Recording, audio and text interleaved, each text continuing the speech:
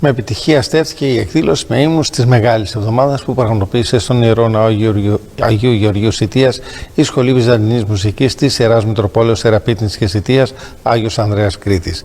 Η χοροδία των ιεροψαλτών και μαθητών της σχολής απέδωσε κατανυκτικούς ύμνους της Αγίας και Μεγάλης Εβδομάδας, ενώ διαβάστηκαν αποσπάσματα από τους θεόπνευστους λόγους του σύγχρονου Οσίου Πατρός ημών Πορφυρίου του Καυσοκαλυβγήτου. Η εκδήλωση ολοκληρώθηκε με τον χαιρετισμό του Σεβασμιότατου Μητροπολίτου Ιεραπήτρης και Σιτίας κ. Κύριλου, ο οποίος συνεχάρει όλους τους συμμετέχοντες στη χοροδία των ιεροψαλτών και μαθητών της σχολής.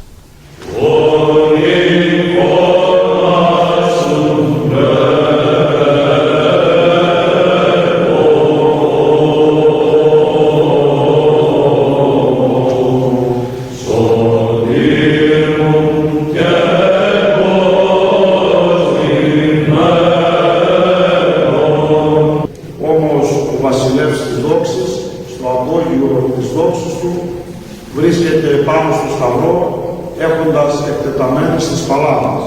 Όμως δεν μένει εκεί, αλλά αναστέλλεται τριήμερος και χαρίζει με την Ανάστασή του ζωή σε όλη την κτήση.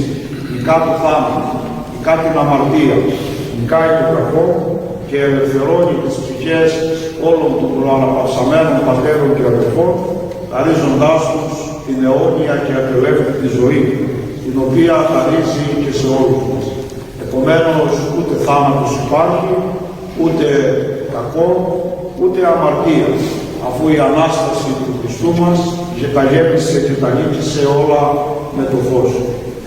Αυτά τα εύχομαι, αγαπητοί μου αδελφοί, μέσα από την ψυχή μου, να μπορέσουμε και φέτος να βιώσουμε τα γεγονότα της Αγίας και Μεγάλης Εβδομάδας, συμμετέχοντας όσο περισσότερο μπορούμε στις Ιερές Ακολουθίες, ακούγοντας με προσοχή τα ωραία ψαλμοδίματα, τα οποία τόσο όμορφα απέδωσαν μέσα από την ψυχή τους απόψε οι ιεροψάλτες μας, τόσο ειδήμορφα, τόσο ταπεινά, και βλέπετε ότι όταν μια ψαλμοδία αποδίδεται όπως πρέπει, όπως πολύ όμορφα ο πατήρ Νικόλαος και ο Χοροδοί μας την απέδωσαν μέσα από τα μουσικά κείμενα, τόσο περισσότερο αγγίζει τις ψυχές μας. Επομένως, όσο καλύτερα προσέχουμε, όσο μετέχουμε περισσότερο, τόσο περισσότερο βιώνουμε αυτές τις ιερές στιγμές και τις ιερές ακολουθίες και ζούμε τα γεγονότα. Και τόσο καλύτερα βιώνουμε το πάθος και την Ανάσταση του Χριστού μας. Με αυτές τις ταπεινές σκέψεις σας εύχομαι καλή Αγία και Μεγάλη Εβδομάδα, να περάσουμε με κατάνοιξη, με συμμετοχή στις Ιερές Ακολουθίες, προπάντων με ταπείνωση και προσευχή, όπως μας είπε πολύ εύστοχα ο Άγιος Πορφύριος, και να εορτάσουμε με χαρά και αγαλίαση τη λαμπροφόρο Ανάσταση του Κυρίου μας. Αμήν. Ενώ οι μαθητές της Σχολής Αγιογραφίας και Ψηφιδωτού εξέθεσαν τα έργα τους με την καθοδήγηση του δασκάλου της Αγιογραφίας κ. Νικόλαου Λελεκάκη και της διδάσκουσας του Ψηφιδωτού κ. Σισμήνης Γαλανοπούλου. Η σχολή δημιουργήθηκε το 2017 από το Σεβασμιότατό μας. Είναι περίπου 25 άτομα με 30 άτομα στη Σχολή Αγιογραφίας και καμιά δεκαριά άτομα στη Σχολή του Ψηφιδωτού. Τα μαθήματα γίνονται κάθε Δευτέρα 5 με 7.30.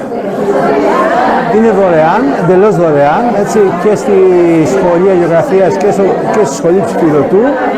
Στο τέλος της τετραετίας θα λάβουν ένα τιμητικό δίπλωμα από το Σεβασμιότατο. Εδώ τα περισσότερα θέματα ξεκινάμε πάντα με την Παναγία και τον Χριστό, τα τιμόμενα πρόσωπα, και μετά στο δεύτερο και στο τρίτο έτος ο κάθε μαθητής, σπουδαστής, διαλέγει ό,τι θέμα θέλει, της αρεσκίας του, δηλαδή το όνομά του, του συζύγου, των παιδιών του. Μετά, όταν πάνε στο τρίτο, τέταρτο έτος, κάνουμε και θέματα πολυπρόσωπα.